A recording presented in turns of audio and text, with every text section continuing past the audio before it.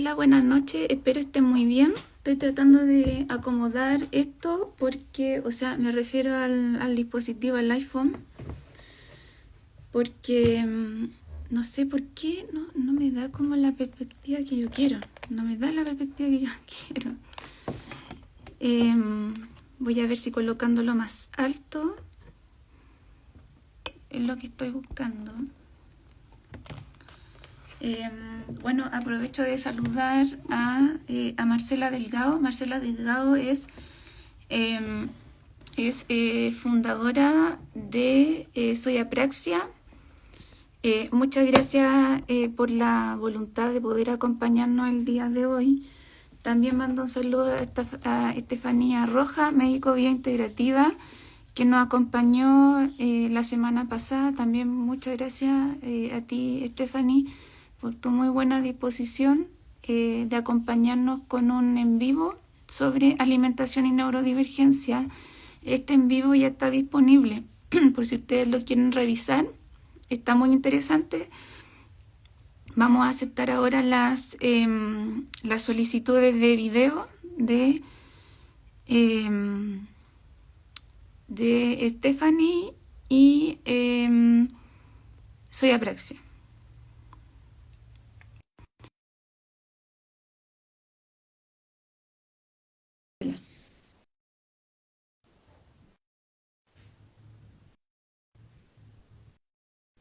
Ya se supone que ahí coloqué aceptar. Ahí saluda a María Eugenia, saludo a María Ulloa. Hola, hola, saludo. Hola, hola Marcela, ¿me escuchas? Sí, súper bien. Qué bueno, Marcela. Mira, yo sé que nunca nos hemos reunido, nunca nos hemos comunicado. Yo te conocía a través de Stephanie. Bueno, por cosas de la vida, me encontré con Stephanie dentro de las clases online que realizamos, clases online pensando en dificultades en la comunicación. Yo me dedico más, eso sí, a la temática de espectro autista. Y yo a través bueno, de Stephanie es que los conocí a ustedes. Dentro de lo que hemos conversado con Stephanie es que en sí este tema de la necesidad educativa especiales en nuestro país es un tema. Hay, por ejemplo, hay mucha necesidad, hay mucha también urgencia por visibilizar, y algo que hemos comentado en diferentes instancias es que la praxia en sí lo que tiene es que además de haber mucho desconocimiento de parte de la población, es como que está en el aire, de cierta manera se podría decir. Hay como un vacío ahí entre si entra o no entra, si recibe ayuda, o sea, si recibe apoyo o no recibe apoyo. El mismo tema, por ejemplo, de los pies. Se supone que dentro de los decretos, ¿verdad?, no estaría contemplada la praxia. Muchas veces también está esto que comentábamos con Stephanie, que eh, puede suceder que el primer diagnóstico sea espectro autista y no apraxia seca. También puede suceder eso. Entonces, a mí me gustaría que primero te presentara ante los espectadores que nos están mirando y me cuente un poquito más de esta necesidad que ustedes tienen como agrupación. Ya. Hola, bueno, mucho gusto. Gracias por la invitación, por dar la instancia de dar a conocer este diagnóstico, esta condición que se llama apraxia del habla infantil, muy poco conocida acá en el país, pero una condición bastante conocida a nivel mundial. Si uno busca información sobre apraxia en Internet, hay muchísima información a nivel mundial, pero muy poca información acá en el país, es muy poco conocida. Y al ser muy poco conocida, muchas veces es mal diagnosticada y lamentablemente mal diagnosticada. ¿Ya? Como tú bien decías, bueno, hay varios que me conocen ya.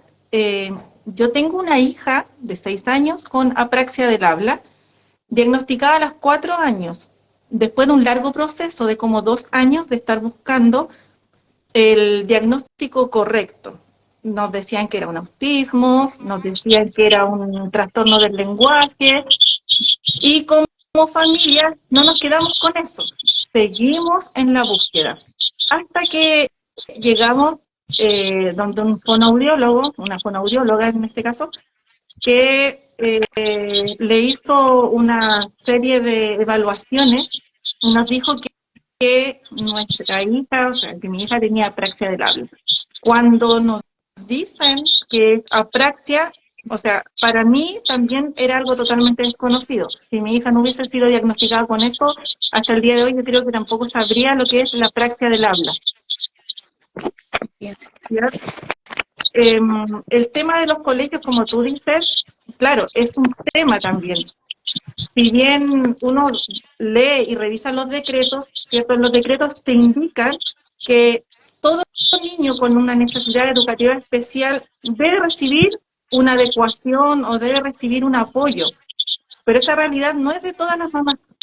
Esa realidad no es para todos los niños, porque si revisamos los decretos, por ejemplo, nos vamos al decreto 83, dice que efectivamente existen necesidades educativas, las necesidades educativas especiales, las transitorias, pero también está estipulado cuáles son.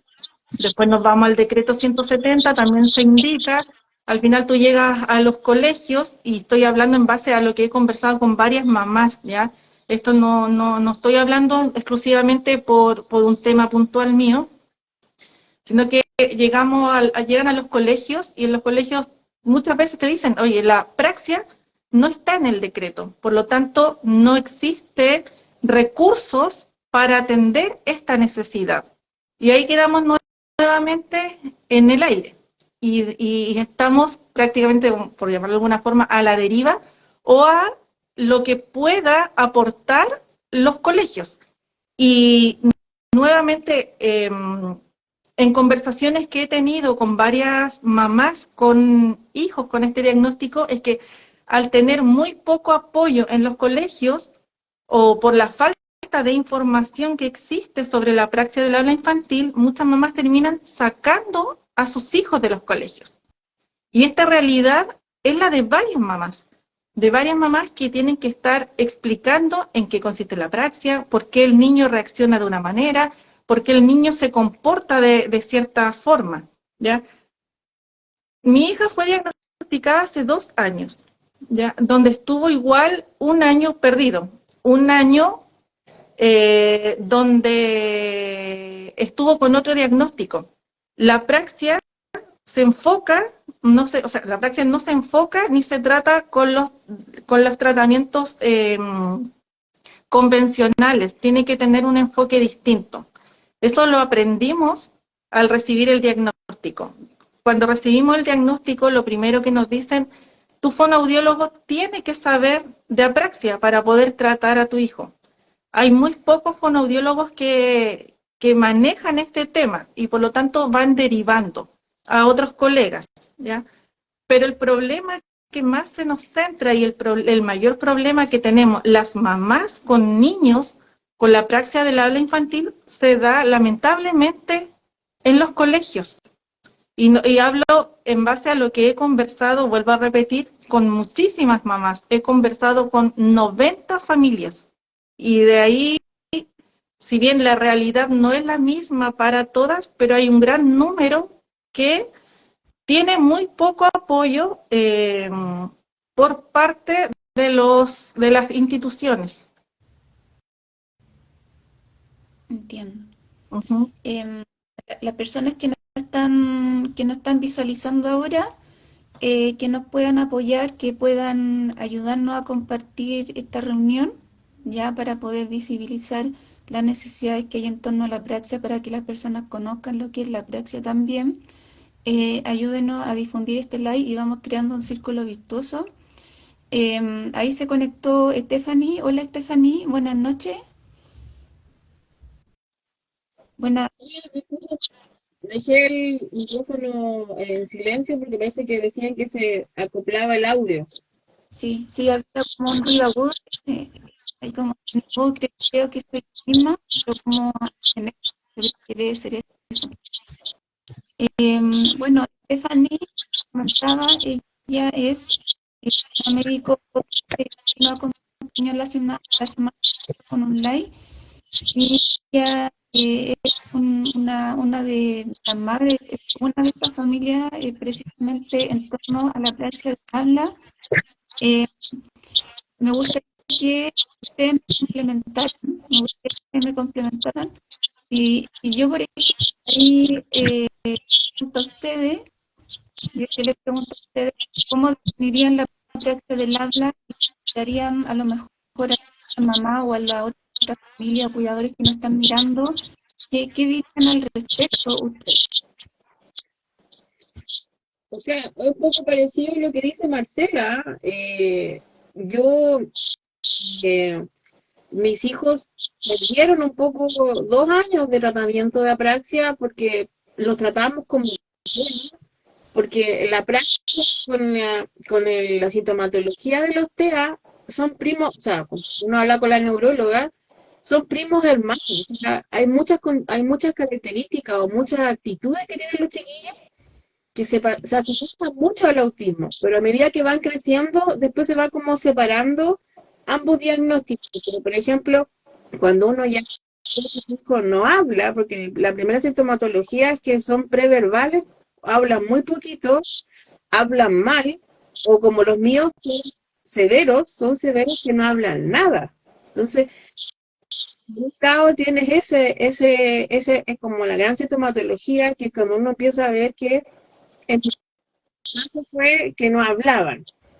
En otros papás, cuando lo empiezan a descubrir cuando van recién o el primer año del pre-kinder o del medio mayor, parece que.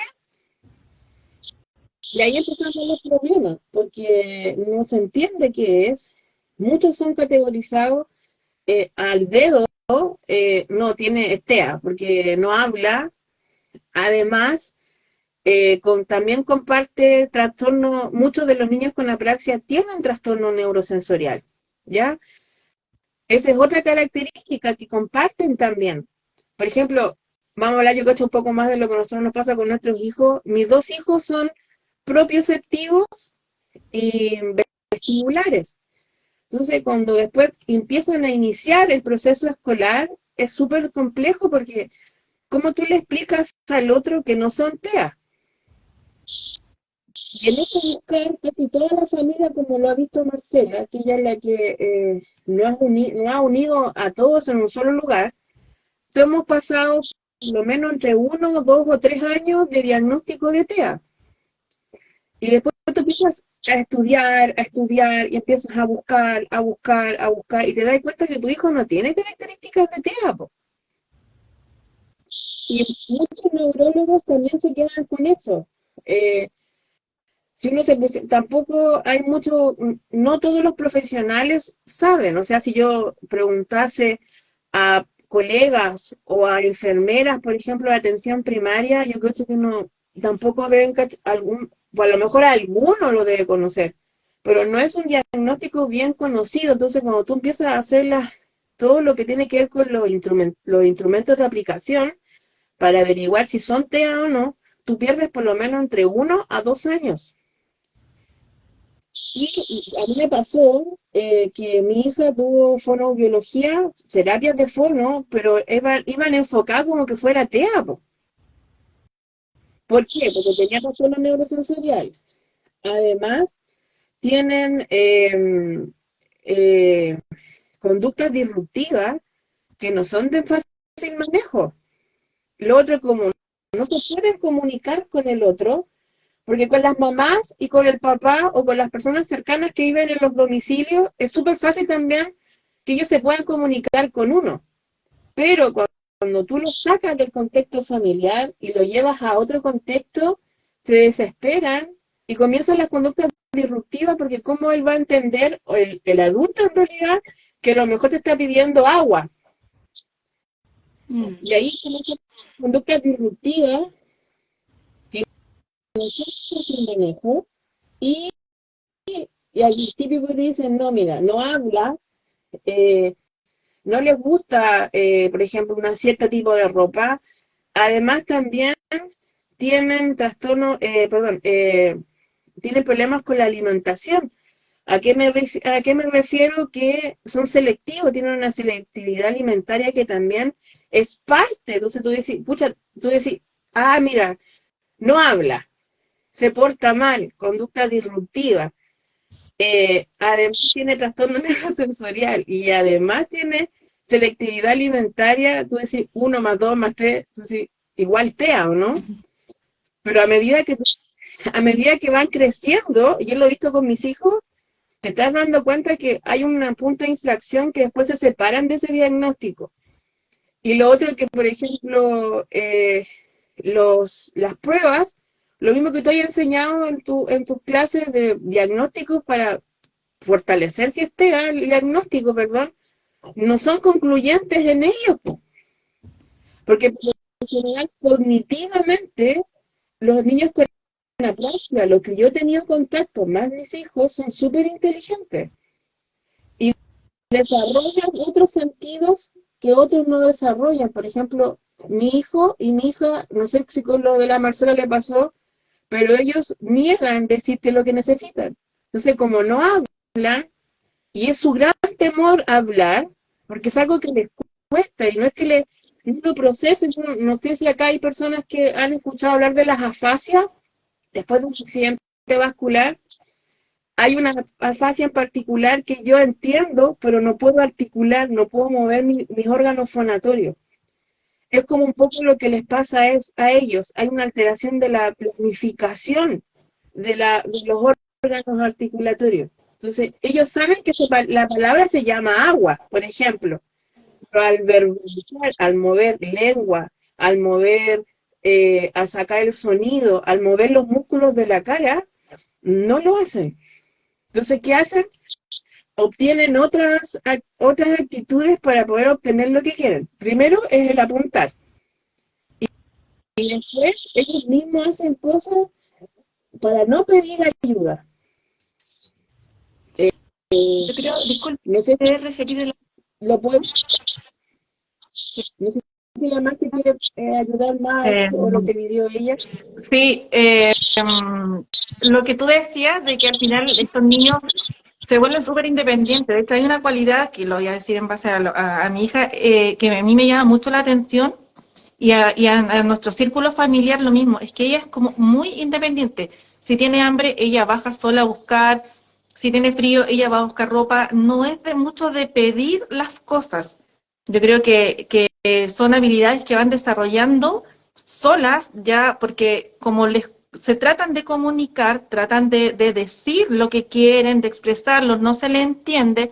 Aparte que hay que sumar de que los niños con apraxia tienen un nivel de frustración bastante alto, y por lo mismo, porque ellos, lo que decía Stephanie, dicen algo y en su cabecita ellos lo están diciendo bien. Nosotros no le entendemos, ¿ya? Entonces le pedimos que repitan y que vuelvan a repetir la palabra y que la vuelvan a decir, y una misma palabra la pueden decir 10, 15 veces, y de esas 10 a 15 veces una le va a salir bien y las otras le va a salir distorsionado, de atrás para adelante, del medio para adelante. Entonces, claro, uno les dicen una palabra y uno les pide que la repitan una y otra vez. Entonces, al final, yo creo que ello es como, ¿para qué sigo y para qué los vuelvo a repetir y para qué si no se me entiende? Entonces, yo creo que por eso empiezan a desarrollar esa habilidad de una independencia a nivel de otros niños que no se dan. Y es porque lo hemos visto. Mi hija, por ejemplo, no tiene miedo a estar en un segundo piso y bajar sola con la casa totalmente oscura, por ejemplo, para ir a buscar algo para comer.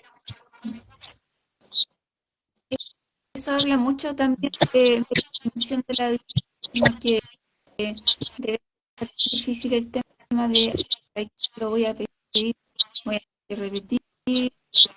Finalmente, este túnel de oscuridad es mucho menos difícil, entonces ese es como un desafío más accesible a lo mejor para ella. Eh, y claro, yo pienso que debe también tener un cierto atisbo de inseguridad, finalmente desconfiar de lo que uno de lo que uno expresa, que finalmente lo que te está mostrando el exterior. Eh, si yo digo una palabra, yo juro que esa palabra la estoy diciendo correcta, pero afuera parece que no.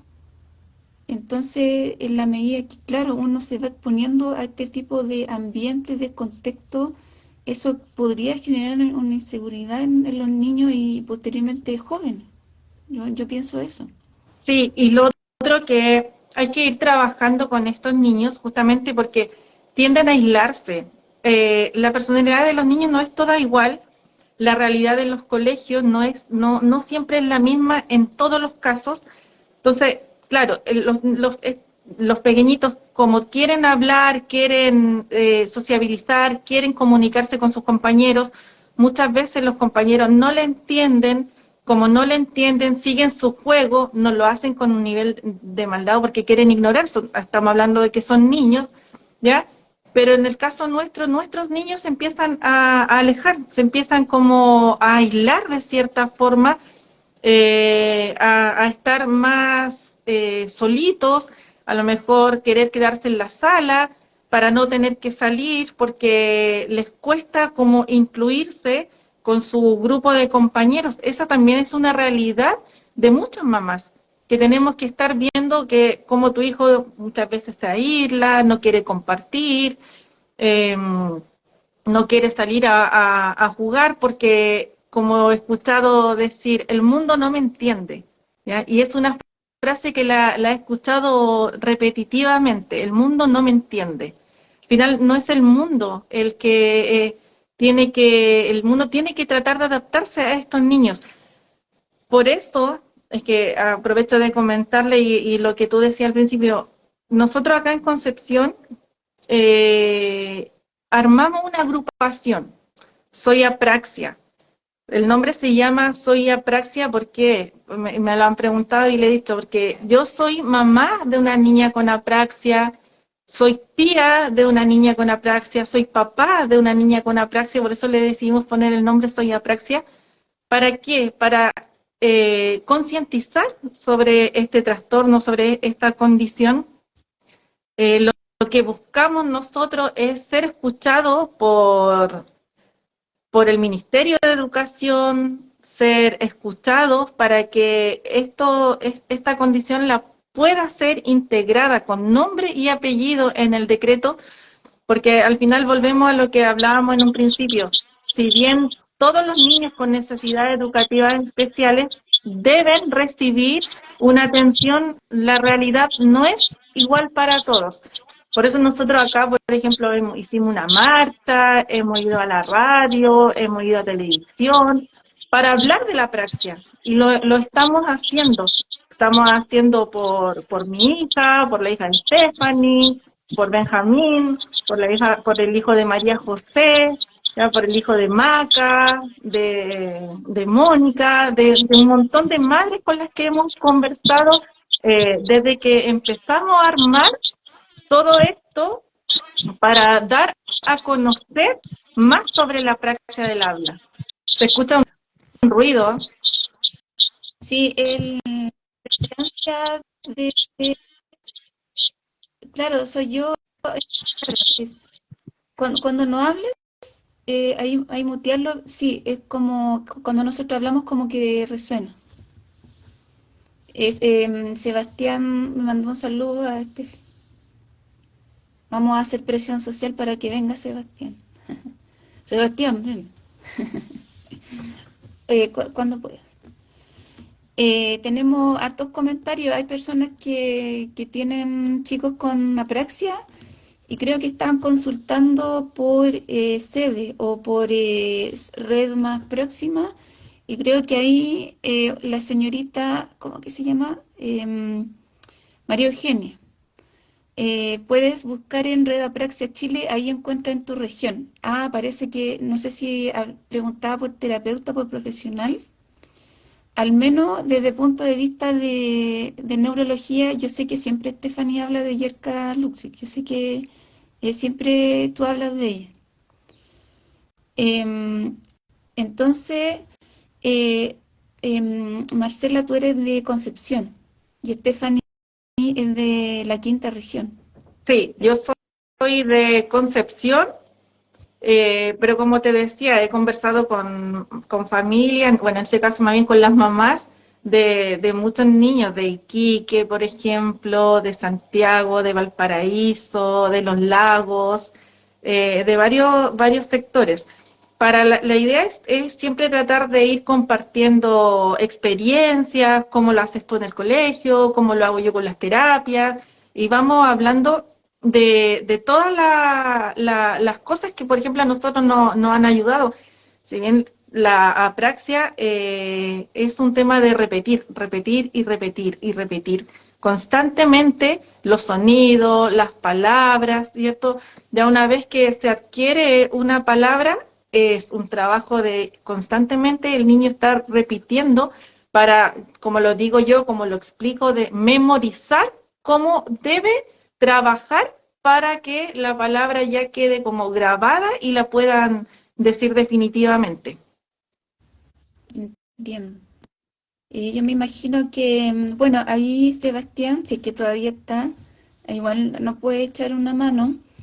Yo me imagino que esta inseguridad que puede crear finalmente el feedback, porque finalmente si el niño está expresando algo que jura que lo está diciendo bien, pero el feedback que te entrega la persona externa no es confiable, ¿qué pasa? Que ese chico va a tener que buscar otra estrategia para decir, finalmente pensar, ya, si mi mente no es tan confiable, voy a tener que buscar otra estrategia o a lo mejor otro tipo de información que me genere la confianza que no me está dando a lo mejor mi mente o mi pensamiento. Entonces, ahí posiblemente es que aparezcan todas estas estrategias que son más propioceptivas.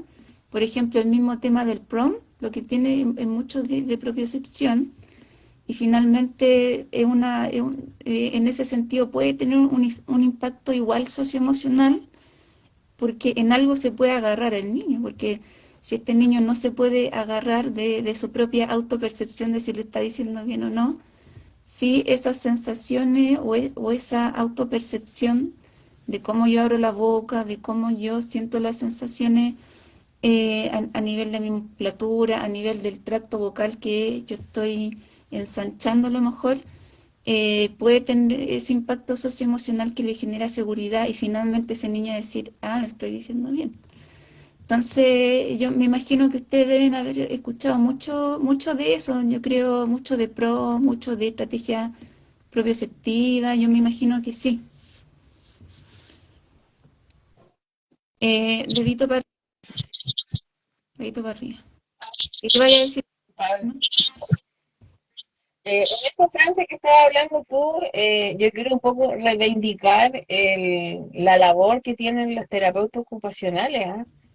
Eh, como a los que nos están escuchando, si tienes un hijo con apraxia y tienes la posibilidad de que ella tenga terapia ocupacional, es súper importante porque a veces, como el tema es tan desconocido, la terapeuta ocupacional le da como nervio a lo mejor meterse un poco en lo que hace el fono. Yo ahora, gracias a Dios, encontré un muy buen fono, que es el que te está hablando el güey, el Seba, que le mando saludo igual, que al conocerlo nos cambió la vida con la Isidora.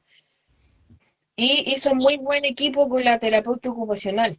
Por lo tanto, eh, ahora todos estamos en una sincronía de cómo trabajar, pero es súper importante que la terapeuta ocupacional, por un lado, no solo trabaje la conducta disruptiva, sino también trabaje la musculatura o todo lo que tiene que ver con la cara.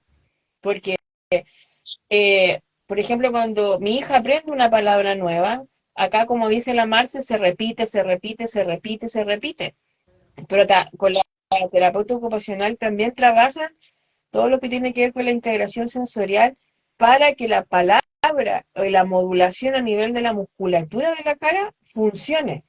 Por ejemplo, yo la llevaba a otra fono y yo no me había dado cuenta que la Isidora tenía muy, para decirlo como más, menos técnico, era como la risa del guasón.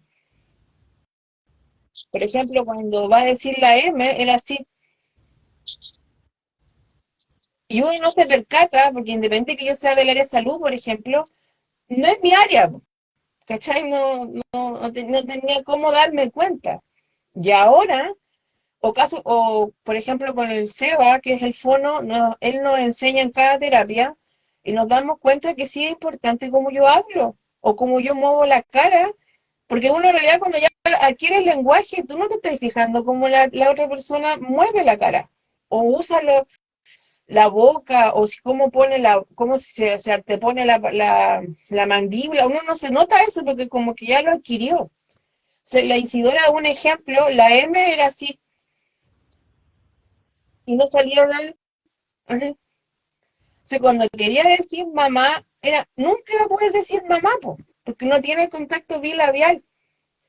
Lo mismo que con la P, o con la letra O y la U. La Isidora hacía así, todo era igual. Y ahí con las técnicas que tienen los fonoaudiólogos, que en este caso no son de nosotros, Sebastián, eh, hemos ido todos los días, se juega con eso. Eh, por eso es como súper importante, una, la repetición, y la pregunta que yo siempre me hago es, si yo puedo hacerlo 1000 veces de repetición en mi casa, pero cuando están en la parte escolar, ¿no pueden hacer repetición? Pero es menos... Y ahí vamos que atrapados. Oye, ¿Mm? lo que decía Stephanie es un punto súper importante. Nosotros como mamá nos desesperamos porque nuestros niños hablen. De hecho, cuando mi hija tenía 4 años, mi pregunta constante era, ¿me va a decir mamá? ¿Irá a decir mi nombre? ¿Dirá su nombre? ¿Ya? Recuerdo muchas veces, por ejemplo, el sonido S, fue un trabajo de 3 meses de repetirlo todos los días, buscando técnicas. Ya, nosotros en mi casa, en mi familia, damos gracias a Dios porque tenemos una fonoaudióloga maravillosa y se lo hemos dicho y se lo hacemos saber. Melissa es muy, muy amorosa, muy preocupada, se da el tiempo, porque eso igual es súper importante, que el fonoaudiólogo conecte con el niño, porque hay que pensar que está en una sesión donde lo está haciendo trabajar y lo está haciendo repetir un sonido constantemente. Entonces, para el niño de 4 años, 5 años, ya es tedioso. Para uno, que es un adulto, estar constantemente repitiendo algo y diciendo algo, igual uno se aburre y al final se enoja. Entonces, para estos pequeñitos de 4 años, 5 años, 6 años, es lo mismo. Se frustran, se enojan, por lo tanto, conectar con su fonoaudiólogo es súper importante. Entonces, lo que decía al principio, cuando estaba iniciando la idea, Agustina, por ejemplo, decir el sonido S, fueron 3 meses de trabajo, ¿ya? Cuando ella, por ejemplo, no decía sol, ella decía tol. Y en el colegio, por ejemplo, cuando le dicen, indica el sonido inicial del sol, por ejemplo, ella no marcaba la S, ella indicaba la T, porque para ella lo decía como tol. Por lo tanto, el sonido inicial era una T y no una S. Entonces, ahí volvemos nuevamente a lo mismo. Hay tan poco conocimiento de la praxia que a lo mejor si en los colegios supieran de que el niño cambia el sonido y como lo cambia, como lo dice, es como lo escucha, así también lo identifica. Entonces, no es que él esté mal, porque para ella, por ejemplo, era tol, por lo tanto, su sonido inicial era una T, no era una S. Entonces, en una evaluación, por ejemplo, eso se lo considerarían mal, pero para ella eso está bien. No, ella no está errada en lo que está diciendo. ¿Ves? Entonces, por eso la lucha de muchas mamás es que el diagnóstico de la apraxia sea reconocido. Y al ser reconocido y traerlo acá a que el país reconozca que el 14 de mayo es el Día Mundial de la Concientización de la Apraxia, así como se da en otros países como Panamá, como Brasil, Argentina, por ejemplo, que ya esos días están reconocidos para hablarlo a nivel nacional. Yo creo Increíble. que esa es una gran labor, es una tremenda tarea que tenemos de que si ese día es reconocido, en muchas partes se va a hablar de la praxia, se pueden hacer actividades, así como por ejemplo, acá tenemos el 2 de abril, que es el Día Mundial de la Concientización del Autismo, que el 14 de mayo sea reconocido en el país como el Día de la Concientización de la Praxia del Habla. Por ejemplo, en el colegio donde estudia mi hija, hicieron una actividad por ese día, dependiente que acá en Chile no está insertado, ¿cierto? Pero el colegio lo tomó como parte de la inclusión y hizo una actividad a nivel de colegio para aportar y dar a conocer aún más. Pero si esto se diera, por ejemplo, en todos los colegios, un montón de gente sabría mucho más en qué consiste, en qué, cuáles son las técnicas, entenderían ciertas conductas de nuestros niños y no estaría como un niño que muchas veces un niño malcriado, que lo pueden decir, un niño que es regalón, un niño que es regodión, por ejemplo, porque cuando igual pasa mucho lo que decía Stephanie, tienen temas con la alimentación y uno tiene que explicar, es que no come de esto, no come de esto otro, hay ciertas cosas que sí y otras cosas que no, y no hay caso en que las quieran probar. Y uno al final como mamá, y también lo digo porque también lo he conversado, tenéis que dar explicaciones de las conductas de un niño, porque lo miran como raro muchas veces. No sé si a Stephanie le ha pasado, pero yo que he conversado con varias mamás, eh,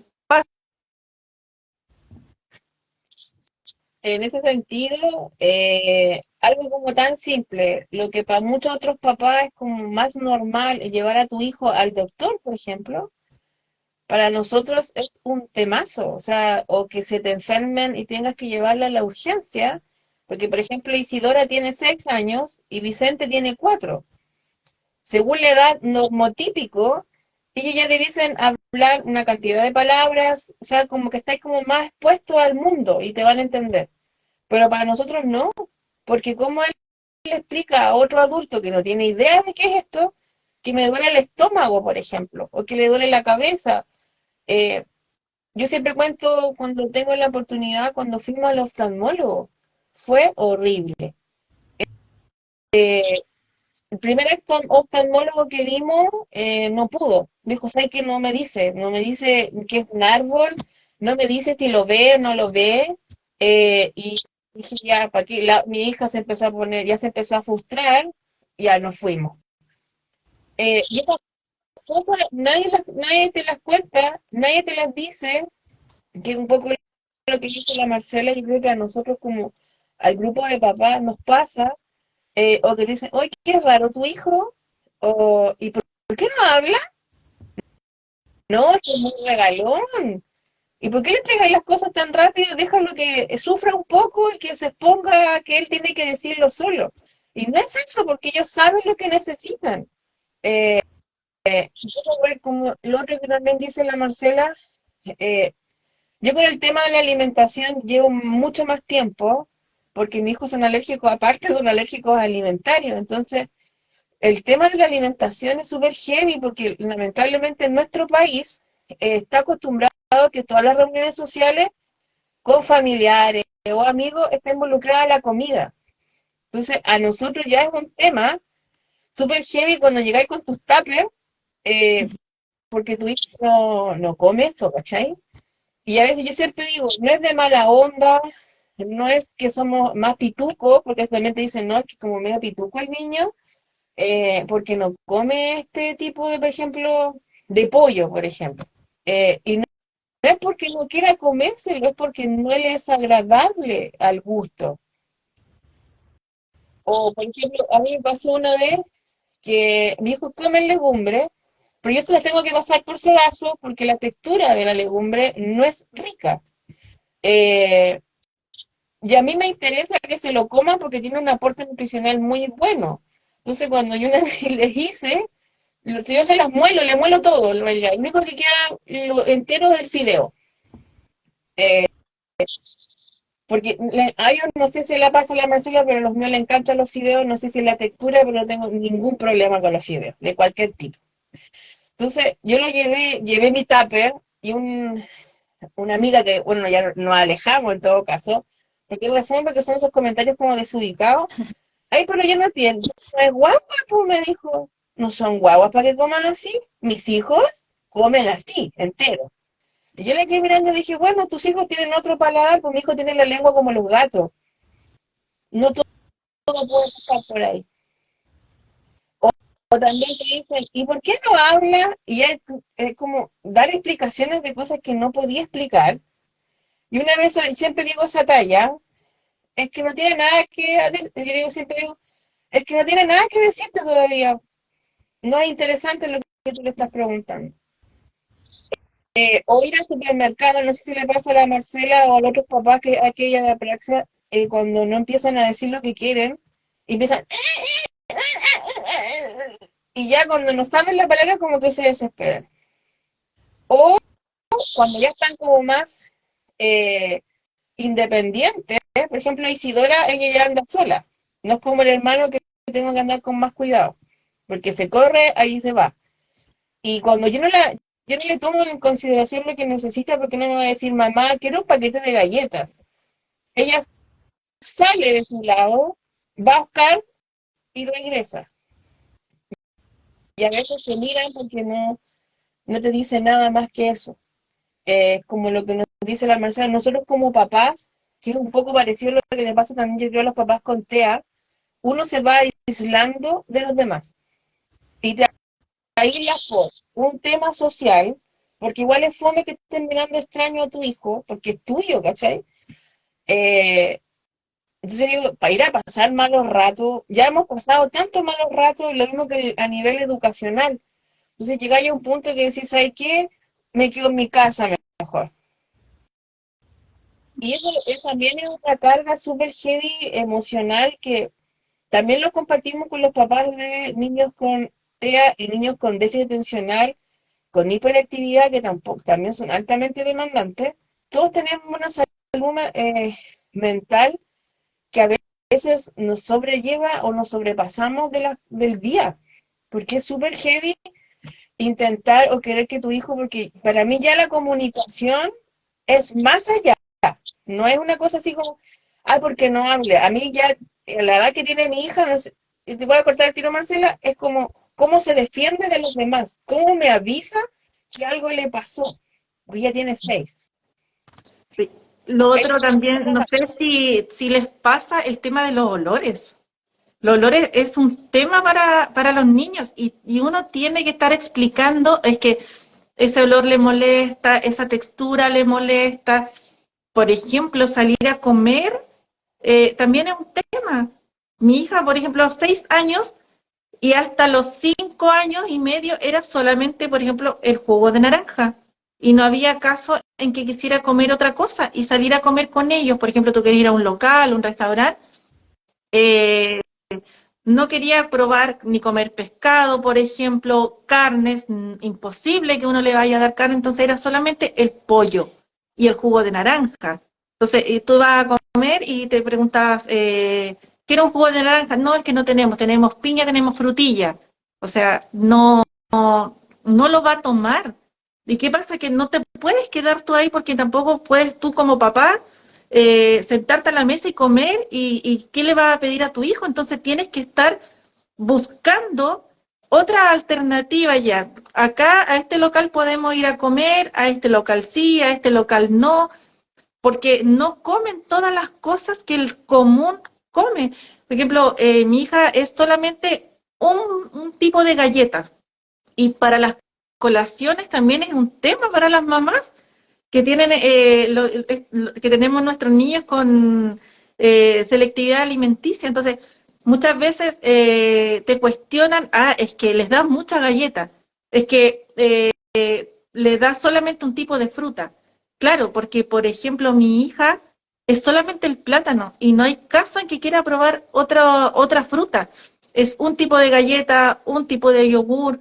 Entonces, las colaciones son toda la semana lo mismo, porque no quiere probar otra cosa y uno como mamá sabe que no lo va a hacer, entonces no sacamos nada con querer cambiar su rutina alimenticia si va a ir al colegio y no lo va a comer. Entonces, al final, esa colación va a quedar ahí y por lo mismo uno empieza a repetir y a repetir los mismos tipos de alimentos. Forzarlo a comer, que también cometí ese error porque en el desconocimiento, porque si te decían, por ejemplo, en un principio no, tiene un autismo femenino, tiene un trastorno del lenguaje, incluso lo he comentado, me llegaron a decir que tenía esquizofrenia. O sea, cuando me dicen, no, tu hija tiene una esquizofrenia, o sea, yo salí aterrada, salí llorando de esa consulta, me lloré todo el camino porque es súper fuerte escuchar que te digan eso y también tienes que estar informándote. Nosotros como papás tenemos que estar constantemente leyendo, preguntando. eh, Como hay tan poca información, uno empieza con los fonoaudiólogos que va conociendo. ¿Esto será una característica?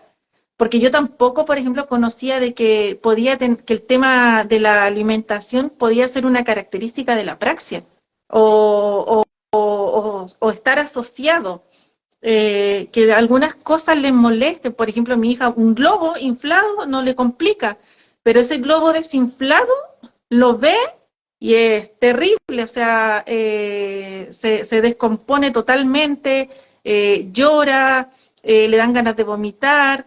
Y ahí de nuevo nosotros como mamás tenemos que estar explicando, no, lo que pasa es que mi hija tiene esto y por eso esto le genera cierta incomodidad. O sea, estamos constantemente pidiendo disculpas por las acciones o el comportamiento de nuestros niños, ¿ya? Pero por la falta de información, todo al final se traduce en falta de información sobre este diagnóstico.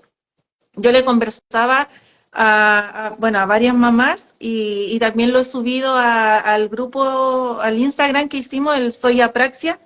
Nosotros ya hemos conversado, por ejemplo, con gente del Senado, le hemos hablado que esta condición existe y que es de suma urgencia tomarla y que estos niños puedan ser abordados tanto en el tema educacional como en el tema de salud, porque las terapias son todas particulares. No hay FONASA para acceder a las terapias. ¿Y qué pasa con esas mamás o esas familias que no pueden acceder a todas las terapias? La praxia, lo que se recomienda es que mínimo tengan 3 sesiones y algunas sesiones de fonoaudiología deben ir acompañadas por terapia ocupacional. Y seguimos sumando especialistas y lamentablemente no hay bolsillo que pueda aguantar todo eso, ¿o no? Saben que a mí me hace mucho sentido esto de terapia ocupacional. ¿Saben por qué me hace sentido? Bueno, algo que a mí me dice Sandra, ella hemos invitado algunas veces acá. Ella es terapeuta ocupacional y ya lo que me dice Sandra es que todo lo que es integración sensorial es como un ecualizador. A ver, no sé cómo explicárselo. Un ecualizador en el fondo es como una especie de maquinita de sonido donde uno va ¿cómo que se llama esto? No son botones, son em, como perillas, uno las va subiendo, otro las baja, otro las sube, ¿verdad? Y bueno, Sandra, de alguna manera, a través de sus contenidos, ¿cierto? A través de la información que nos va mostrando acerca de integración sensorial, algo que nos dice ella es que independiente del sistema sensorial que se trabaje, en algún momento todos estos sistemas sensoriales van a hacer clic y se van a finalmente integrar. Por eso se llama terapia de integración sensorial, porque en el mediano o largo plazo eso se busca, que todos los sistemas sensoriales estén sinérgicos, ¿cierto? Que estén en consonancia. ¿Y qué sería lo beneficioso de esta terapia, o sea, de esta sesión de terapia ocupacional? Formas en que, además de que los sistemas sensoriales que están afectados en estos chicos por el trastorno de procesamiento sensorial en el día a día, por el tema de los olores, por el tema de la textura, por el tema de la alimentación, porque también hay un tema de inseguridad, ¿cierto? De cómo el hablar, cómo yo puedo generar una seguridad al hablar y que esa idea que estoy creando sea correcta, y muchas de esas estrategias van a venir de la integración sensorial.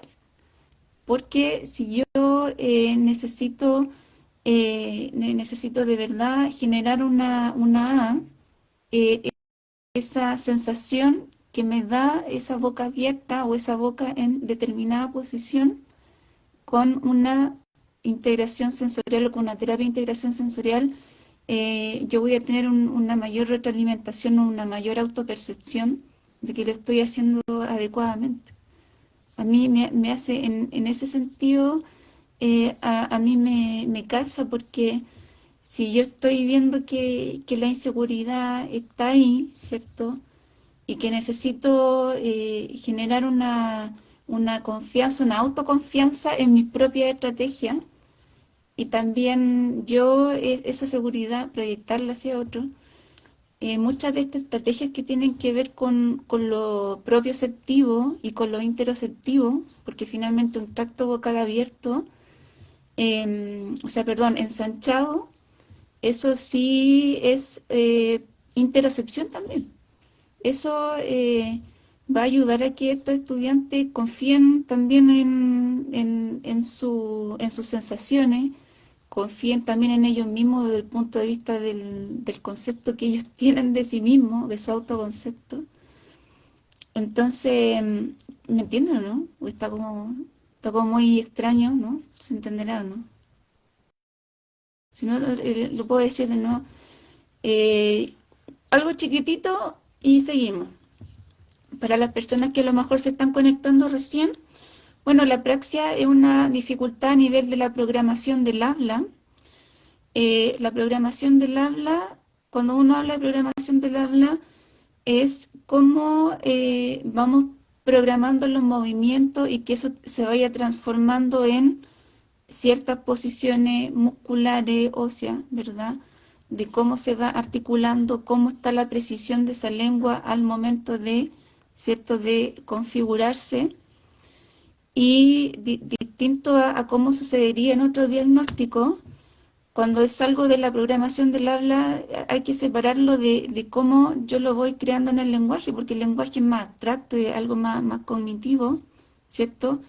Lo cognitivo está bien, lo abstracto está bien muchas veces, pero cuando ya eso lo pasamos lo traducimos en movimiento, ahí como que algo pasa, ¿verdad? Y claro, los chiquititos juran que están súper, están ok, pero al momento de, ahí como que algo lo sabotea a ellos. Pero yo pensé que lo estaba diciendo bien, eso les debe pasar. Bueno, algunas características, bueno, tiende a haber un habla más lenta porque como es difícil articularlo, también hay algo que es la disociación automática voluntaria. La disociación automática voluntaria es que pueden haber, pero yo no sé si pasa en el caso de ustedes, se supone que teóricamente debería pasar, pero igual yo quiero escucharla a ustedes. Se supone que hay ciertas secuencias automáticas, como el 1, 2, 3, 4, o como las canciones que cuando se expresan les cuesta menos hacerlas, pero todo lo que tenga un carácter menos melódico cuesta mucho más. Eso les pasa a los niños, ¿no?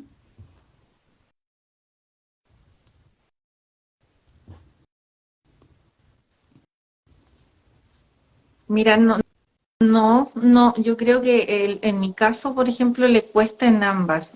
En ambas situaciones les cuesta. Lo que yo noto es que, por ejemplo, la palabra por separado la logra, la puede decir, pero ya cuando tiene que armar la oración, eh, se le distorsiona, ¿ya?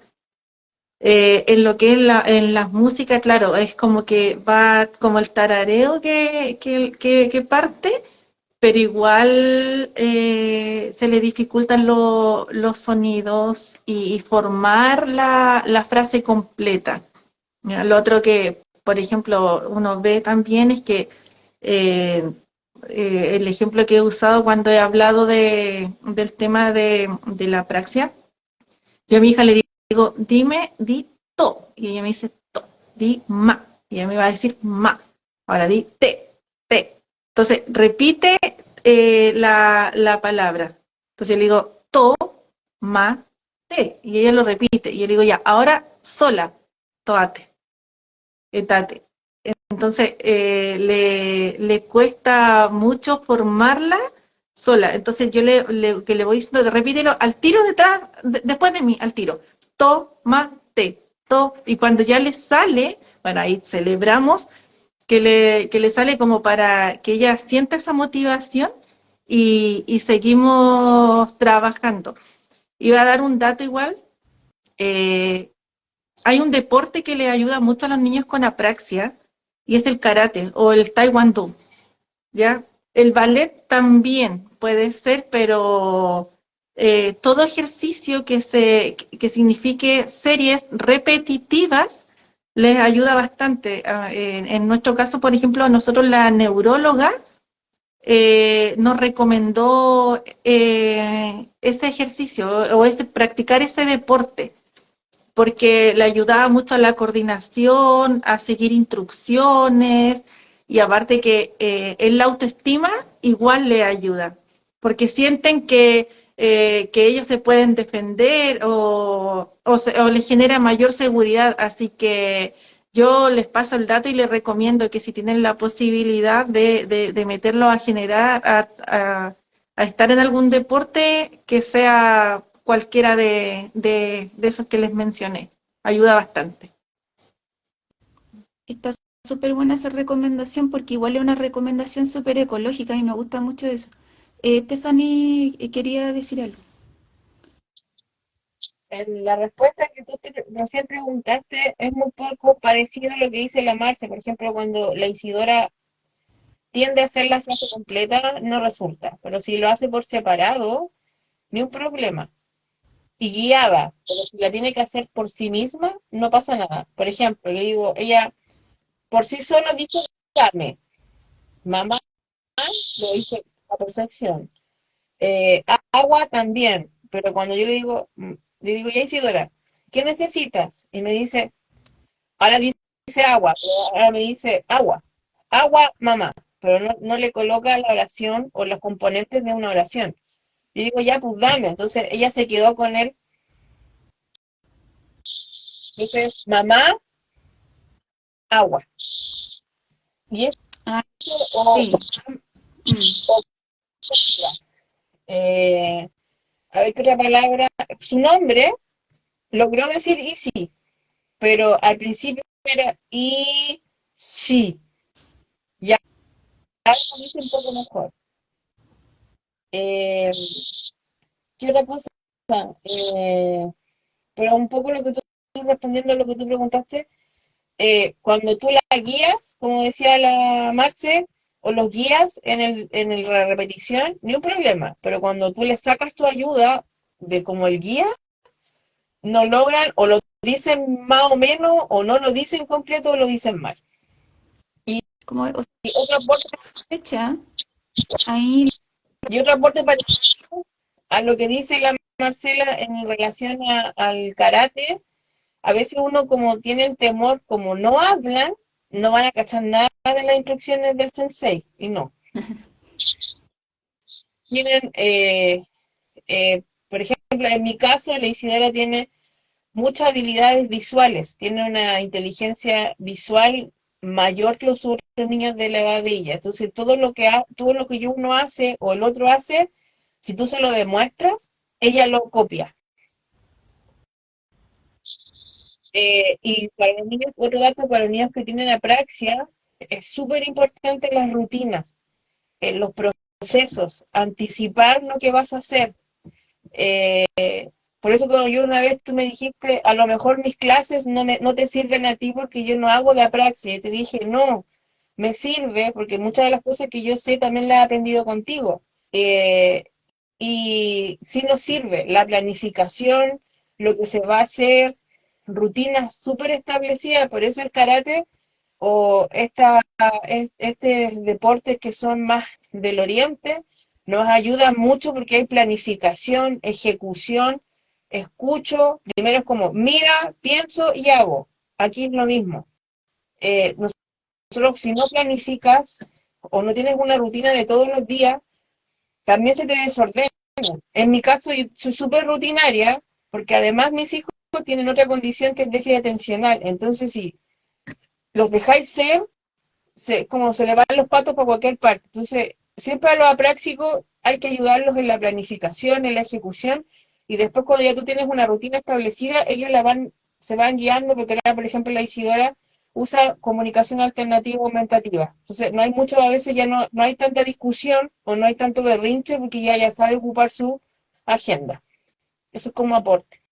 Espera, Steffi, que antes de decir algo, ¿cómo es el desempeño entre, por ejemplo, habla automática son como esta serie aprendida, por ejemplo, 1, 2, 3, 4, o hola, hola, amiguitos, ¿cómo están? ¿Es distinto el desempeño cuando es una canción, por ejemplo, a versus de algo de su propia cosecha? No sé si me entienden.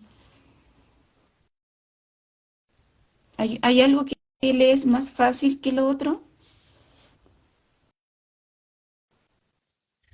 En mi caso, canción, no sé si le pasa a la Marcela, canción es imposible. Sí, la pueden seguir con la cabeza o si identifican alguna frase, alguna palabra que ya sepan, la pueden repetir, pero no hay una continuidad en una canción. Entonces, cuando no cacha nada, es como cuando uno habla inglés y no sabe nada de inglés y empieza a cantar balbuceo. Y aparece a lo mejor una palabra que ellos manejan. Pero para ellos más fácil es cuando reconocen una palabra que ya la quisieron, pero cuando no la conocen, o evitan la mirada o hacen otra actividad. Entiendo. Y no todos los sonidos, se le pasa a la Marcia, pero en mi caso, con mis dos hijos, no todos los sonidos y no todas las canciones infantiles, por ejemplo, les son agradables. Por ejemplo, el reino animal, que, ay, póngale reino animal a todos los niñitos, no, lo odian. Como, y algunos, por ejemplo, mis hijos, no sé si a la Marcha le pasa, mis hijos no tienen ningún problema con el rock, y rock pesado. Por ejemplo, AC/DC, Metallica, Pantera, lo adoran. Pero tú le colocas una canción, por ejemplo, de, no sé, pues Mazapán, para que me entiendan, que como es una contextura infantil, mi hija empieza, no, no, no, no, no, no, no, el otro me hace, no, no, no, no, pero le colocáis XDC, que es algo más estridente, lo adoran. No sé si le pasa solo a Marce. Sí, sí, lo he notado con música así como el rock y como que se mete y mueve la cabeza y trata de seguir como la melodía y todo eso. Y con las canciones igual, o sea, ella no logra cantar la canción, pero las palabras que le logras decir sigue la melodía. Y con los dibujos animados, por ejemplo, lo que decía Steffi, sí, también noto como que de repente como que se pegan con algunos. Y no hay caso de que quieran volver a otro. Ahora, no, eso yo no sé si es parte de la condición o es porque solamente como niños se, se traen mayor afinidad con ciertos dibujos animados. Esa parte yo no la he, no la he consultado. No podría decirte si es por eso o no. ¿Mm? Entonces me da la sensación, a ver, habla tú primero, Steffi, y ahí, En eso también puedo aportar, no sé si le pasa a la Marcela, hay algunos sonidos blancos, o blando, no me acuerdo cómo era, blanco parece, que no les gusta. Por ejemplo, la licuadora la odia, la mini pimer las odian. Eh, ¿Qué otra? La aspiradora, mal, pero mal. Y el secador del terror. Yo fui la que compartí que a mi hijo le costaba mucho cortarse el pelo porque cuando cae el pelo que se le corta, como tiene sensibilidad táctil, caen los pedacitos de pelito y eso empieza el show. No se puede. Entonces, ¿qué inventamos? Compramos una máquina que no tiene ruido para rasurarlo y aspira el pelo. Si tú te pones a pensar, comparten muchas características con los TEA. Y la Eso es flexibilidad Sí, me, sí, eso igual no me ha pasado, que con ciertos sonidos se tiende al tiro. Hay sonidos que, por ejemplo, vamos en la calle o está por poner un ejemplo, en el mall y para secarse las manos, claro, tienden a taparse los oídos. Y lo que dice Stephanie, justamente yo creo que tiene muchas características similar al autismo y por eso yo creo que lo confunden y lo diagnostican muchas veces mal. Y ahí es donde perdemos tiempo muy, muy valioso porque un año de terapia con un fonoaudiólogo que lo esté tratando con otro diagnóstico es un tiempo en que se pierde para que tu hijo pueda decir sonidos. O sea, a mí lo que me explicaban era que la praxia, mientras más temprano se diagnostica, o sea, es mucho mejor aprender los sonidos. De repente yo doy el ejemplo de que cuando me dicen que lo explique a mi círculo, por ejemplo, compañeros de trabajo, amigos, que por qué la importancia de diagnosticarlo tan temprano. Y le digo, a ver, ellos tienen que aprender los movimientos. Y eso también lo he visto en las terapias que le hacen a mi hija, por ejemplo, cómo posicionar la lengua para que salga la L, cómo posicionar la lengua, los dientes, la boca para que salga el S. Entonces ellos lo tienen que aprender y dominarlos para que después ya sea súper fácil ir formando las palabras. Y yo les digo, es como una persona ya de 50, 55 años o un adulto ya que quiere aprender a manejar. A las habilidades no son las mismas a una persona más joven. Entonces, hago como esa diferenciación con el tema de la praxis. O sea, mientras más pequeños empiezan a recibir la terapia adecuada, ellos lo van a aprender. Si lo esperamos mucho tiempo, les va a costar muchísimo más. Pero también volvemos nuevamente a lo mismo. Se conoce muy poco, hay muy poco gente que la trabaja. De hecho, hay también muchos neurólogos que tampoco la conocen, y lo digo porque nosotros, como mi familia, pasamos por 6 neurólogos antes del diagnóstico. Y te digo que 6 neurólogos en un periodo de 2 años, que igual es harto. O sea, vas donde uno te dice una cosa, ibas donde otro te decía otro diagnóstico, ibas donde otro y volvíamos a otro diagnóstico. Y si no hubiésemos quedado con el TEA femenino, mi hija hoy día no formaría ninguna palabra. Así sería la realidad.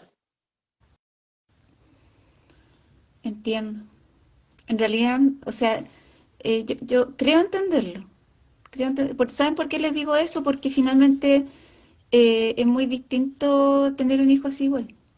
Ya igual es difícil de dimensionarlo. O sea, por mucho que a lo mejor uno haya tenido dificultades o ejerce la profesión, igual estar en el zapato de usted igual es muy diferente. Entonces, estamos haciendo como un pequeño esfuerzo por visibilizarlo. Yo sé que hay gente que se conecta a este Instagram y de repente ve las cosas, como que igual hay cierto flujo de gente.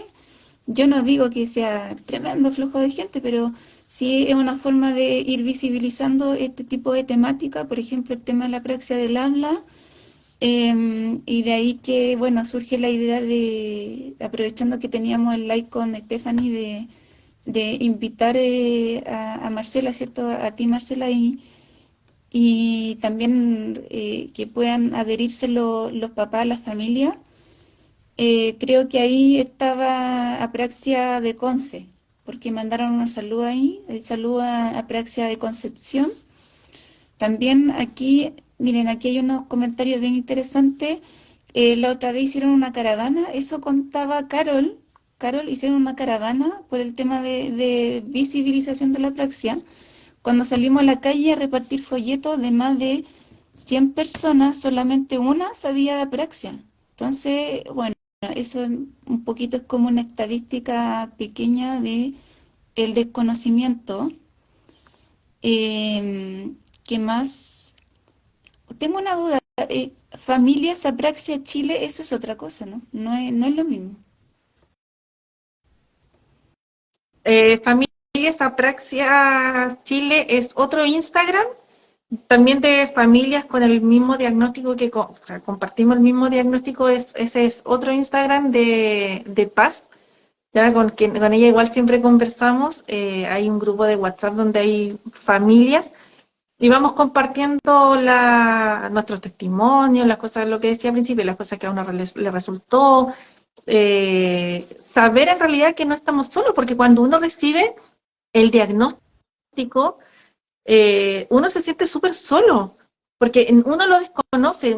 Yo, por ejemplo, nunca había escuchado la palabra apraxia. Entonces, cuando te dicen, no, tu hija tiene apraxia, dentro de toda mi ignorancia, yo dije, será una enfermedad. Por eso, ella, ¿qué tengo que hacer? ¿Se va a curar? ¿Tendré que operarla? Uno se hace un montón de preguntas con el tema. Y ahí por eso se crean estos Instagram, está el Familias Apraxia, está el Soy Apraxia, que somos de Concepción, para subir contenido. Insistimos, yo no soy fonoaudióloga, Paz tampoco es fonoaudióloga, somos mamás que tratamos de informarnos, vamos leyendo, creamos material para ir subiendo, para que la gente conozca, para que escuchen, para que se vayan concientizando, porque el hecho de ir conversando, uno va hablando, de hecho, por ejemplo, mi auto yo lo tengo rayado y dice en las ventanas apraxia y lo tengo rayado desde mayo, desde que hicimos la caravana. Entonces vaya al supermercado y hay gente que dice, oye, ¿qué es apraxia? Y ahí uno le explica, nosotros andamos con folletos en el vehículo, entonces de repente te preguntan, oye, ¿qué es apraxia? Y le entregamos un folletito para que lo lean y sepan de qué se trata y así poder seguir educando, seguir hablando de este tema.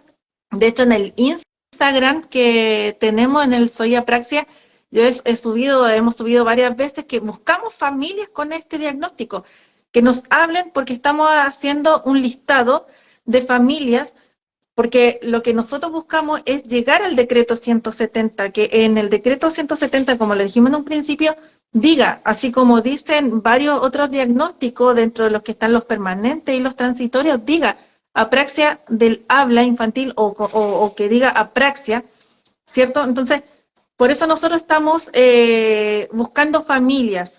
Preguntamos que nos digan el nombre de la mamá o el papá, el nombre del niño, la región, porque si nos toca, por ejemplo, ir a hablar con las autoridades, y le he dicho un montón de veces, no es lo mismo decir hay 30 familias a decir tenemos 200 familias. ¿Ya? Es un número mayor. Decir 30, 20 familias no va a llamar la atención para generar un cambio, pero decir somos 200 familias que tenemos este diagnóstico sí es relevante o sí llama la atención para generar un cambio. Y si nosotras, las familias, nos unimos, podemos lograrlo, podemos hacerlo. Yo le mencionaba, a raíz de la caravana que hicimos, nos llamaron de canal regional de acá de Concepción y pudimos hablar sobre la praxia. O sea, a ellos les dijeron, oye, se hizo una marcha, una caravana acá por este tema y nos llamaron para que pudiéramos darlo a conocer y que más gente sepa de qué se trata. Entonces, yo igual hago un llamado a las mamás que compartimos este diagnóstico, que alcemos la voz por nuestros niños. O sea, si no lo hacemos nosotros, nadie más lo va a hacer. O sea, después no nos quejemos de que los colegios, que los niños, que nuestros niños no quieren ir al colegio, que nuestros niños se aíslan si nosotros como papás no estamos haciendo algo. O sea, eh, subamos un folleto, mencionémoslo, conversemos, quizás podemos llegar igual a otros colegios para hacer difusión. Por ejemplo, si ya por ejemplo en el colegio de mi hija lo tomó, lo hizo una difusión, hizo una actividad, en otros colegios podrían igual tomarlo, pero para eso hay que concientizar, hay que hablar y como familias nos tenemos que unir. Yo creo que esa es como la base, como dicen, la unión hace la fuerza. Y lo podemos hacerlo, podemos llegar mucho más arriba. De esto conversaba en el grupo. Yo creo que el año pasado, en el Congreso, por ejemplo, en el Congreso, en el Senado, nunca se había hablado de apraxia. Y este año sí se habló de apraxia. Hay un senador que dijo, hay un tema que está afectando a muchas familias. Hay niños con un diagnóstico que se llama apraxia del habla infantil. Entonces, eso es porque estamos generando ruido y si nos seguimos uniendo como familia, podemos llegar mucho más arriba. Podemos lograr un cambio, podremos lograr que esto sea incorporado en el decreto 170 y que nuestros niños reciban el apoyo que corresponde, el apoyo que merecen. No sé si alguien más quiere decir algo, Stephanie. Sí, yo quería decir algo. Es que había un comentario de una mamá, Priscila, creo que se llama, es una mamá que, pucha, yo sé que hay varias Priscilas. Bueno, esta mamá andaba con un gorrito oscuro. Yo no sé si todavía está usted, Priscila, pero es la que usted sale como con un gorrito así bien oscuro. Y usted preguntaba por el tema me creo que de su hija que balbuceaba, ¿cierto? Y creo que tenía 5 años.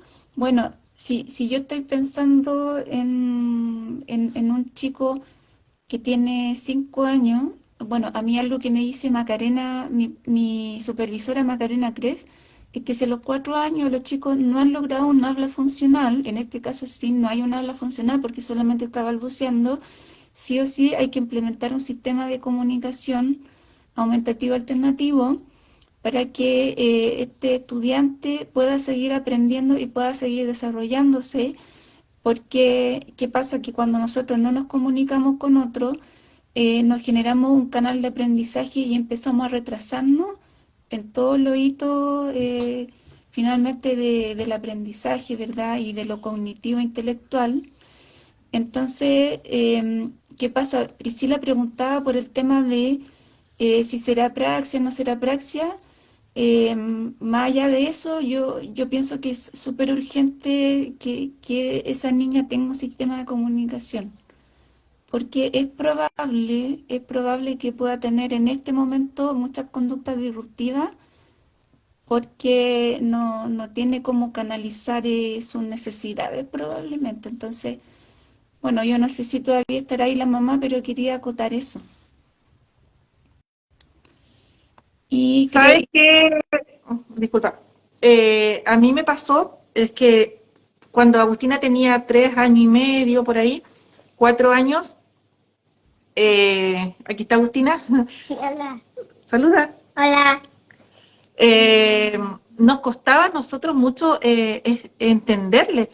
Y es súper penoso para nosotros como mamás, papás, familia, no entender a tu propio hijo. Entonces, ellos sí entienden todo. Y como ellos entienden todo, ¿Mm? Estos muchos niños no tienen piernas, brazos, cabello. Entonces, ¿qué importa? No tienen nada. Entonces, los doctores pueden poner metal en brazo, un cabello de falso, Ya. una madera de pierna. Entonces, ¿qué hacía? Le pedía que dibujara lo que quería ella. Por ejemplo, un día me decía que quería el coche el coche y la muñeca, el coche y la muñeca. Que dónde estaba el coche. Yo no le entendía, no le entendía. Entonces, ¿qué le decía? Dibújalo.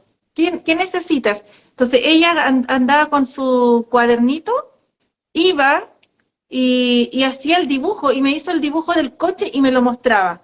Ah, el coche, tú quieres el coche con la muñeca. Sí, sí, me decía. Y ahí íbamos a buscar. O yo también le decía, hazme la mímica. Ya hicieron una actividad en el colegio sobre los terremotos. Ella llegó acá contando, pero no le entendíamos de qué actividad se trataba. Y claro, ella hizo el ruido y se tapó y se hizo así, se colocó debajo de la mesa. Y al final, claro, le dijimos, ¿el terremoto? Sí, sí. Entonces, nosotros igual como familia y tratamos de ir buscando y indicándole alternativas. Entonces, haz el dibujo, haz la mímica, pero busca formas porque el que no se puedan comunicar bien lo frustra bastante. Entonces, los dibujitos ayudan mucho, muchísimo para la comunicación. Eso era lo que quería aportar. Eso también es un sistema de comunicación. Por si acaso la gente que no está mirando, dibujar también es un sistema de comunicación. Ya también es una opción ante esta necesidad, ¿cierto? Necesidad de canalizar, ¿verdad? Las necesidades y de alguna manera expresarlas, ¿cierto? Dejarlas ver al otro para que sepan, ¿ya? Porque varias veces aparecen familias acá de chicos que todavía no hablan, igual están súper grandes, entonces es urgente pensar en la necesidad de implementar un sistema de comunicación. Stephanie, y su carpeta PEG, no sé si era la carpeta. Vamos a hacerle un poco. Ah, ya. Esta es la Isidora. Ah, ya. Bueno, esta me, De, ah, ya. a mí la hicimos en conjunto con el fonoaudiólogo del Sebastián y con esto se comunica. Y después que apareció esto, Isidora ya dejó la conducta disruptiva, se comunica con su agenda. eh, Como tú decías, es súper importante que, como, porque lo quería mostrar para que se lo viera la mamá que tú estabas hablando. Pero si tu hijo ya tiene 3 años, tiene 4 años y no habla nada, es como súper urgente que se implemente un sistema de comunicación, porque si no, es como tú Jane, yo Tarzán, es como cuando tú vas, es como poner, tú vas a China, que te dejaron en China y tú hablas español, ¿y cómo te comunicáis? Esto es lo mismo. Un poco para que mejor los papás nos entiendan a nosotras cómo nos llegamos a sentir. Yo me acuerdo que yo tomé un curso con Macarena Kreff y Camila Riquelme de INDEV y ellas nos dijeron, antes de pasar a un dispositivo de alta tecnología, ustedes un fin de semana no hablen. Para mí fue horrible porque yo quería pedirle algo a mi esposo y era como,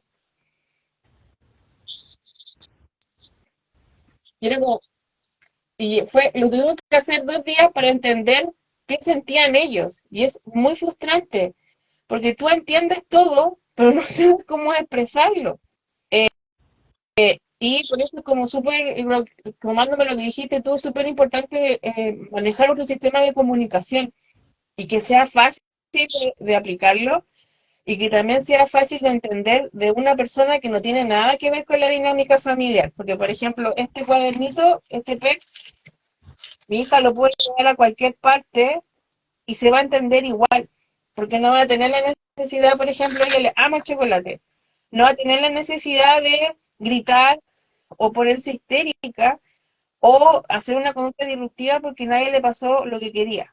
Entonces es como, yo lo quería mostrar porque es de fácil entendimiento, o sea, no hay nada más que hacer, o sea, el otro nada más decir, ¿y qué dijo?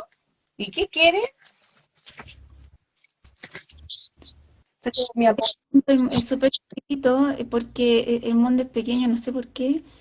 o no sé si son los mismos contactos. Miren, yo tengo una amiga que es TEA, que es autista, y ella hace esas carpetas PEC, ella la hace, y ¿por qué yo les comento? Porque Sebastián se la encarga.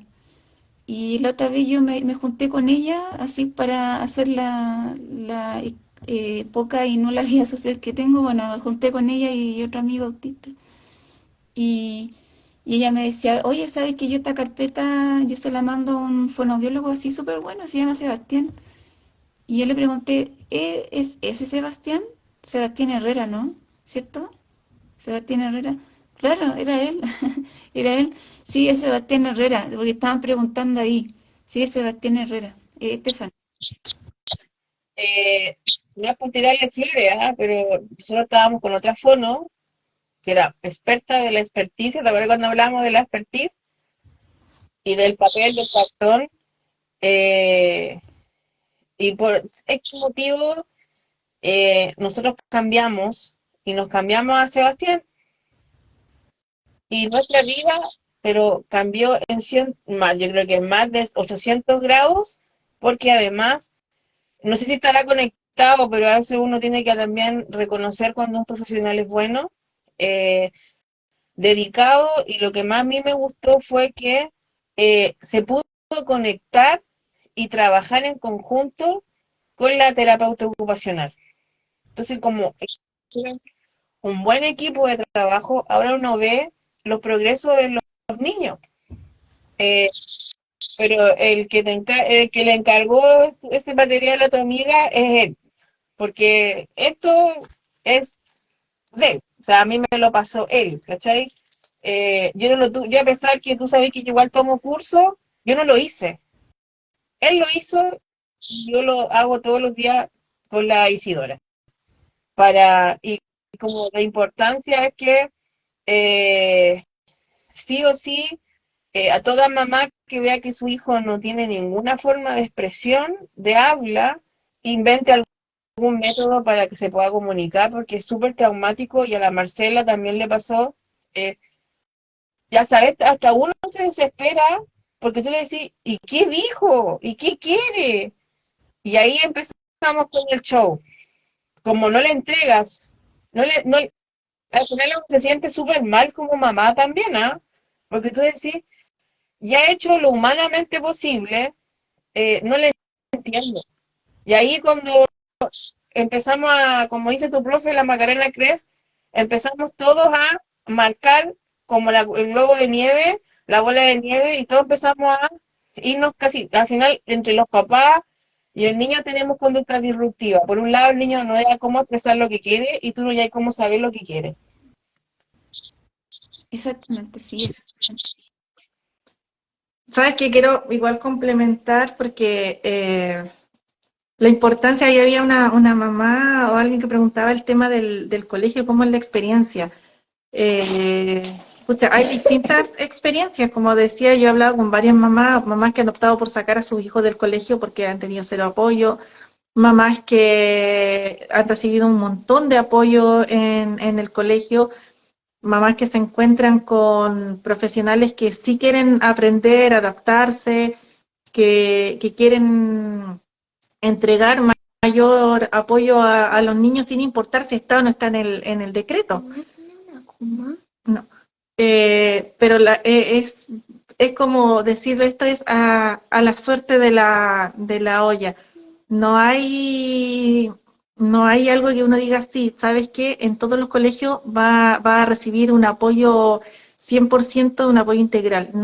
Lamentablemente no es así. No todos los colegios, no todos los profesores son iguales. ¿Ya?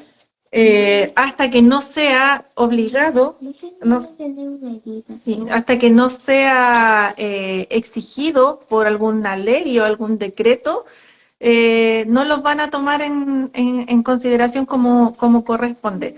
¿Ya? Había otra mamá igual que preguntaba por el tema de la lectura. Agustina, en nuestro caso, por ejemplo, ella recibe un apoyo de una educadora diferencial que empezó a trabajar con Agustina el año pasado y logró que Agustina leyera. Agustina está empezando a leer. Yo le paso libros y ella está empezando la lectura. Cuando vino a trabajar, nosotros le explicamos de que Agustina tenía una praxia, que había ciertas palabras que la decía al revés, que la escribía de forma distinta, y ella empezó a trabajar con Agus y lleva un año. Entonces, si para las mamás que están escuchando y que tengan el temor si su hijo va a leer o a escribir, sí se puede, sí se logra con harta paciencia, con el apoyo adecuado, con la constancia y no apurarlo, porque yo igual cometía el error, o sea, en unas vacaciones, por ejemplo, acá en la casa cuando salían de vacaciones, yo quería que aprendiera las vocales porque la Agu estaba a un nivel mucho más bajo que el resto de sus compañeros, entonces le estaba tratando de enseñar las vocales, la A, E, I, O, U, y esta es la A, esta es la E. Después se las preguntaba y no. Entonces mi ansiedad porque ella aprendiera las vocales le estaba generando un daño.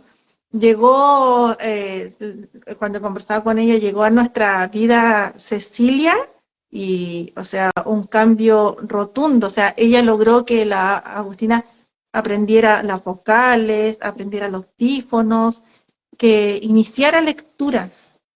Entonces, cuando uno se topa con profesionales con vocación real que quieren aportar, sí se puede, sí se logra. Entonces, yo igual, por ejemplo, me preguntaba, ¿va a leer, va a escribir?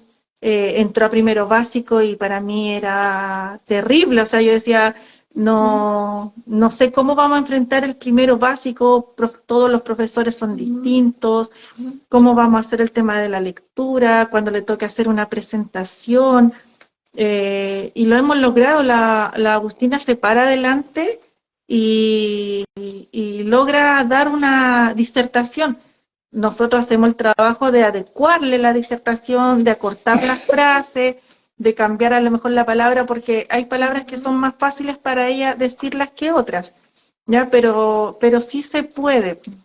Y esperemos que más adelante esto esté tan inserto en los colegios que no tengamos que estar los papás como pidiendo por favor una adecuación para los niños, independiente que los decretos dice de que los niños con necesidades educativas especiales tienen que recibir un apoyo, pero finalmente queda a interpretación del que tiene el decreto o a interpretación de cómo lo quieren tomar, porque muchas veces sale el mismo tema.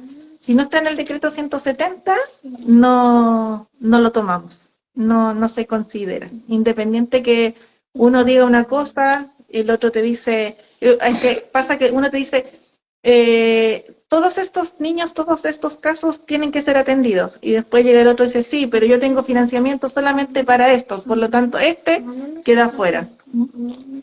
Y esa es nuestra realidad. Saben, tengo batería baja, así que vamos a terminar la reunión. Vamos a darle un espacio a ustedes para que puedan mandar saludos, puedan dejar su mensaje. Bueno, el micrófono es para ustedes. Hola, soy yo, Agustina Sati. El saludo. Hay muchos niños y niñas que tienen una herida. Mira, un niño ama las cosas en hombres. Una niña ama las cosas mujeres. Entonces ellos no pueden caminar. Tú a mí, tu compañera, tu compañero, ellos te quedan pegados. Eso. No, Chao. gracias. Chao. Chao. Avisa a tu hijo, tiene una herida.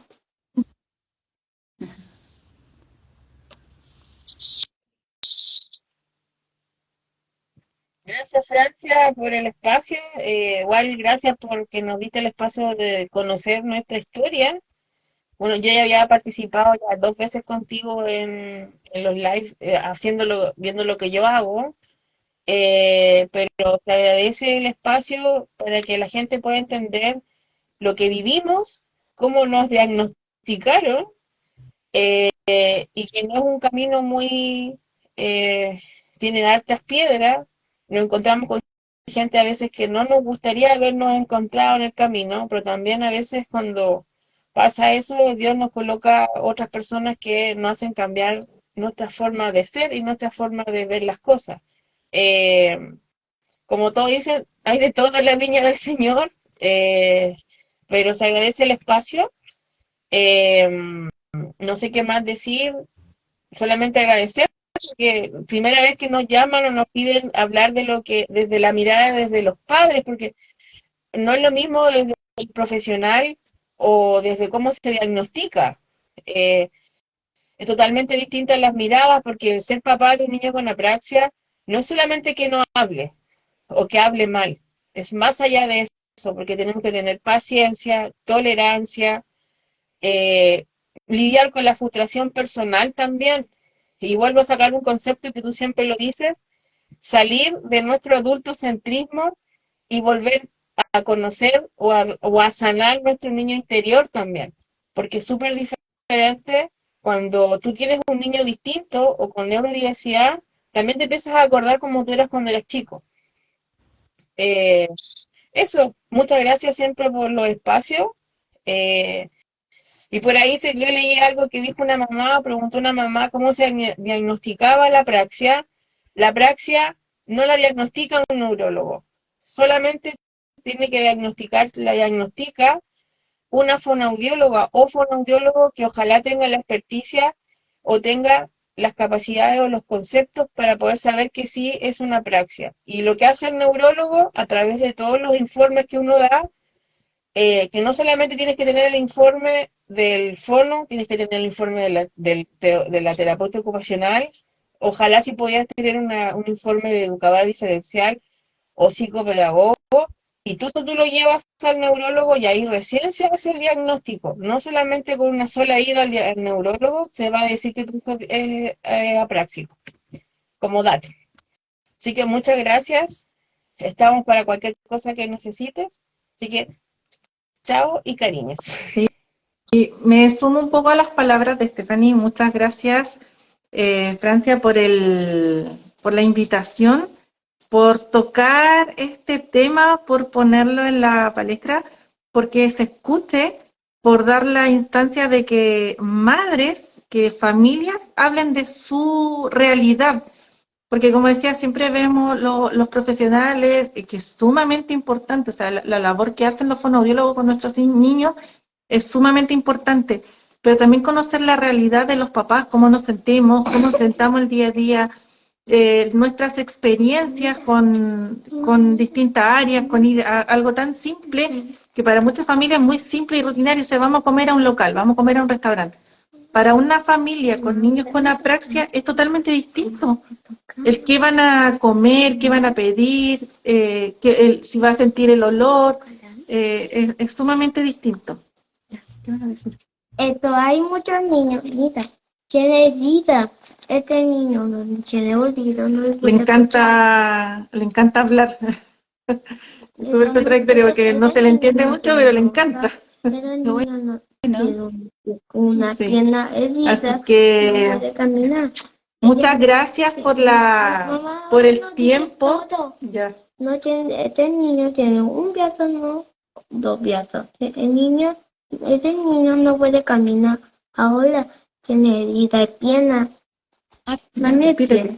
muletita. Puse muletita. Así que gracias y vamos a seguir difundiendo, vamos a seguir hablando de la praxia y ojalá se generen más instancias de conversación donde quizás no solamente sean 2 familias, donde pueden estar a lo mejor 10 familias y contar su experiencia. Así que, vaya, súper bueno, me encantó participar.